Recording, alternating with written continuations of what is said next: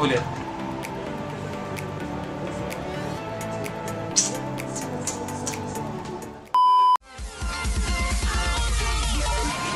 Hey guys, it's EA. Welcome back to my channel, and para sa video natin ngayon, medyo chill lang yung gagawin natin. Parang nakaupo lang tayo, kwentuhan, ganyan. Kung napapansin nyo kung ano yung nasa tabi ko, well, siguro may idea na kung ano gagawin natin yung video. Ang gagawin natin yung video for today ay ang What's in my bag tag. Tamang-tama dahil back to school sa amin, and ngayon gusto kong i-share kung ano yung laman ng bag ko. So ano po hinihintay natin? Let's get this started. Okay. So simulan natin syempre sa bag, no. Ito yung bag ko. Ayan, parang ano bang kulay ito? Navy blue, ayun ko, dark blue, ewan. Syempre hindi na natin babanggitin yung tatak kasi hindi naman tayo bayan. Pero ito yung bag ko, ayan. Binili ko to sa sa SM Mega Mall. Tsaka alam niyo naman siguro kung ano tatak nito, di ko na lang sasabihin, no. Meron siyang dalawang. Ba't ko binuksan agad? Teka. Oo, walang element of surprise. Teka. Sara muna natin, no? Siya na excited. So basically, itong bag ko, meron siyang dalawang pockets, no? Ito yung parang main compartment, tapos ito yung parang, ano bang tawag dito? Basta, yung parang maliit na bulsa dyan. Oo. So, saan tayo magsisimula? Dito na siguro sa mas maliit, no? Para mas, konti yung papakita. Kesa dito. Ayan, binuksan na. Ganda ng tunog. Diba? Kaso parang siya, no? Hindi smooth yung pag-ganyan. Ayan. Syempre unang-una po, kailangan ng ID. Syempre, no? Di tayo makakapasok ng school kung walang ID. So, ayan guys, lalagay ko na lang dito para maximize yung space. Sayang naman kung dito siya. Tapos di pala siya kita sa frame. So, ayan. Tapos na tayo sa ID. Syempre, hindi mawawala ang tissue. Wipes, kasi minsan, di ba, pag unexpected, tinawag tayo ng kalikasan, alam mo, kailangan mo na yun. Tapos, actually, meron din ako alcohol, pero out of stock. Out of stock? Hindi ko nakakabili. Ito, wallet, no? Wallet, ayan, napaka-narcissistic, picture ko. Ayan, tapos dyan yung mga card. May Happy Plus, SM Advantage, National, Starbucks, ano ba, Get Go, Boy Scout card, kung ano pa. Robinson's card, meron din. Tapos walang laman. Diyan na yan. Tapos, ano to? Oo. Enrollment checklist. No, pero ngayong SEM daw wala na kayong babayaran. So, ayan, masaya. Diba? Buti naman, no? Buti naman at wala kaming babayaran. Ito, yung lanyard, no, na iwan. Kasi nandito rin pala yung beep card ko sa likod. So, ang awkward naman kung itatap ko siya ng ganyan, di ba? So, parang tinatanggal ko lang to, tapos pag tinatap ko sa LRT, ganyan na lang. Kasi ang haba Ayan, syempre flash drive para pag biglang kailangan mo i-copy yung file or kailangan nyo ng mga project, mga PowerPoint, ganyan. May mga presentation kayo, so kailangan nyo to. Flash drive, ayan. Tapos, supply. No? Kailangan din natin ng suklay, syempre. Katulad ngayon, ang pangit ng buhok. Syempre, di ba nagko-commute na tayo, nag-jeep, ganyan. So, hindi natin alam kung gaano kagulo yung buhok natin pagdating sa school. Yung tipong papasok ka pala ng school, mukha ka ng pauwi. So, kailangan mo talaga ng suklay. Ayan, suklay. And, ayan, may mga barya dito, no? Kasi itong compartment na to, wala na siyang another pocket. So, diretso na. So, nagkalat lang yung mga barya. Ayan. Tapos, meron tayong, syempre, no, hindi to sponsored, pero meron tayong, lagay mo lang dyan!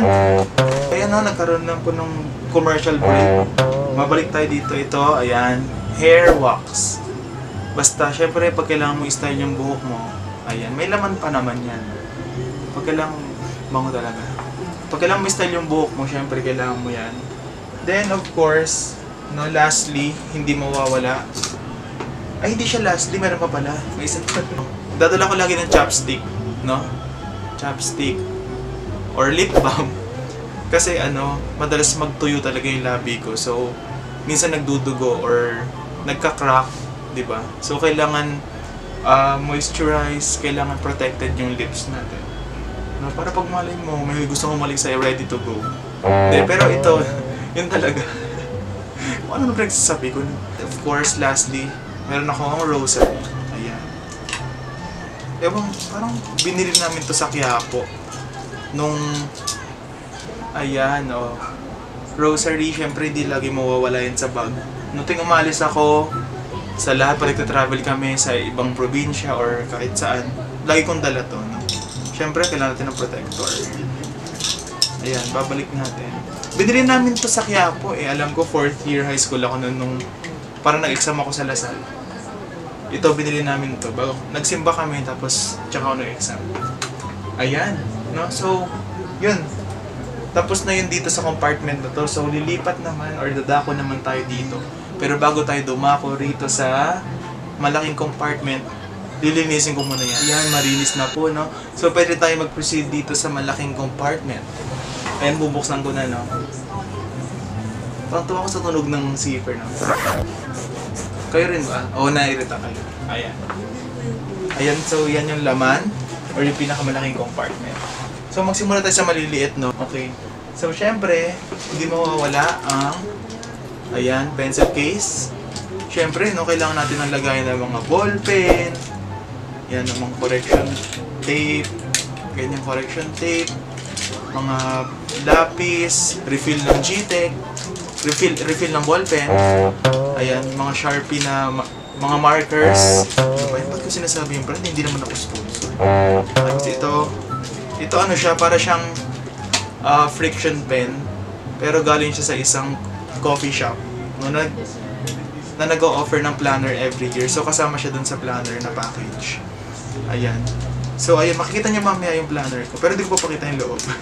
Ayan. So, ito na yung aking pencil case. Yun lang naman yung laman niya. Ito pencil case, no? Eh, laman naman ballpen. So, next. Siyempre, payong. Maliit pa. Pero payong, dahil siyempre, bahain. So, ano naman kinalaman kung bahain? Ano, ito, sasalok niya yung baha. Hindi. Siyempre, kailangan natin ng payong pag, kunwari, unexpected na biglang bumugso yung ulan, no? Tsaka panangga na rin sa init, no? Dahil sobrang init at nagko-commute lang tayo. So, kailangan natin lagi ng payong. Ayan. Ito, no? Ano to? Power bank to. Ayan. Power bank na walang cord. Hindi nandun yung cord ko. Pero power bank. Siyempre, pag ano, di ba, nawawalan tayo ng baterya. Hindi tayo, ha? Hindi tayo, ha? Hindi tayo, ha? Yung cellphone, pag yung phone nyo nawawalan ng baterya, kailangan nyo talaga ng power bank. Kumari nasa train ka, wala naman saksakan dun, so kailangan mo ng power bank talaga. Lahat naman siguro tayo mayroong ganyan. Next, ito. Nasira lang yung parang, ano niya, pouch. Pero may zipper talaga yan. Tapos nasa loob ay yung planner. Planner ng isang sikat na coffee shop. Ayan, syempre, mga plano mo sa buhay na hindi naman natutupad, diyan mo ilalagay, no? Tapos, alam ko meron din silang mga parang every month meron silang promo. Meron silang mga coupon, mga vouchers dito na pwede mong gamitin. Pag, kunwari na isipin mo magkape dun sa kanila, gamitin mo yung voucher or yung coupon na yon. Tapos meron din sila sa huli mga stickers, no? Wala pa akong nagagamit dito ni isa. Mga stickers ng mga, ano ba to, mga kape. Ayan. Hindi ko alam kung saan ko lalagay eh. Nangalahati na yung taon, wala pa rin ginala. Ayan. Pero nagsusulat po ako rito, no? Nagsusulat ako rito, frequently. Yung mga plano ko sa school, mga homework, submissions, ganyan. So, huwag kayong mag-alala dahil nagagamit ko naman yan at hindi ko lang po ako nagpapasikat na, ay, meron akong planner na start ng yun. Ito, meron tayong parang envelope na, ano ba to? Plastic envelope na medyo magandang klase. Usong-uso to sa mga estudyante. Tapos, bali dito sa envelope na ito, dito sa small envelope na to, dito nakalagay lahat ng mga statement of accounts, yung mga Form 5, ayan, tapos yung mga blue book. Ayan. Kung nanood kayo ng previous video ko, alam niyo naman kung ano yung blue book. So, hindi ko nabubuklatin dahil mahirap, no? Tsaka, as much as possible, pinapaikli ko tong video. Kasi masyado akong madali. Ayan, tapos meron pala, dito rin, yung mga index cards. Siyempre, pag kailangan ng mga class cards. Ayan. Diyan tayo kukuha. Yun lang.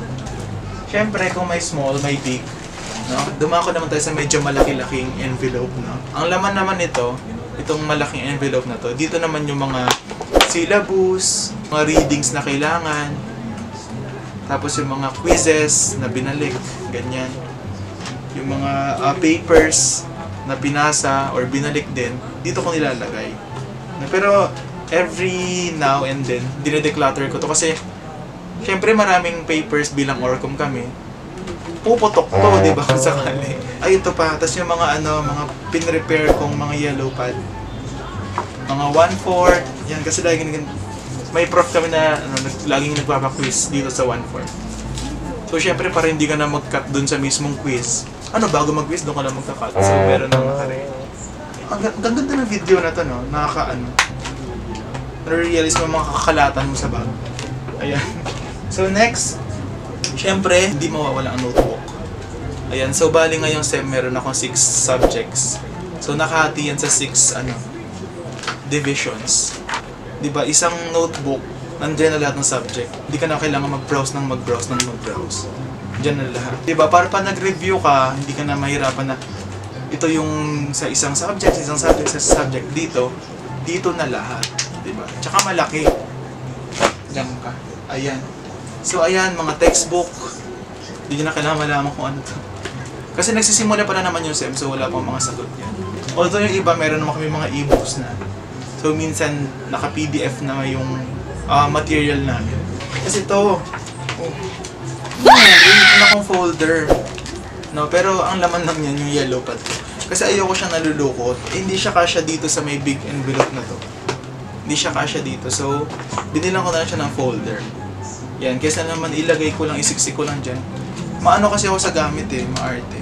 Nairita ko dito sa PlayStation. Lukot ayan. So, ayan, hindi na siya lukot. So, pwede ko na ipakita. Para kung sabihin nyo, malinis akong tao. Ito lang talaga yung nakalagay dyan. Bawal sumama yun. Siyempre, ano ba tawag dito? Clipboard. Feeling president ka sa klase. Lalagay ka ng papel dyan, tapos sulat-sulat ka. Diba? Helpful din to. Lalo na pag yun nga, nakatayo ka or kung saan kang lugar. Helpful tong mga ganito.